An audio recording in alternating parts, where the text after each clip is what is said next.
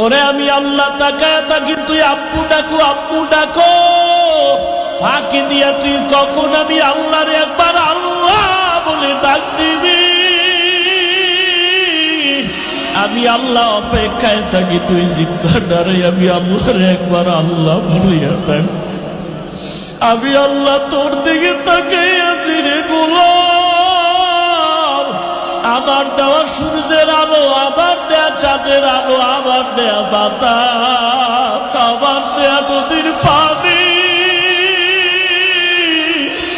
আমার দেয়া নিয়ামত খাইয়া তুই কই যাইতেছ রে গোলাম। ওরে তুই মাকে চিনছু, মায়ের ডাকো, বাবারে চিনছু, বাবারে ডাকো। ওরে আমি মাওলার আসমানের দিকে তাকাইয়া কি তোর মায়া হয় না? আমার দেওয়া পানি ভোগ করো কি মায়া হয় না? আমার দেয়া সূর্যের আলো ভোগ করো কি তোর অন্তরে মায়া হয় না? যে তোরে টাকা দেয়, খানা দেয়, তার জন্য তোর দিলে এত মায়া। আর আমি আল্লাহ তোরে এত সুন্দর কণ্ঠ দিয়েছি, এত সুন্দর চেহারাটা দান করেছি, আমি মাওলার জন্য কি তোর একটু মায়া হয় না? ও বান্দা, মা বাবায় তোরে কাপড় দেয়, খানা দেয়, মা বাবার জন্য তোর এত মায়া। ওরে আমি আল্লাহ তোর জন্য সূর্য বানাইলাম, চাঁদ বানাইলাম, পানি দিলাম, বাতাস দিলাম, খানা দিলাম।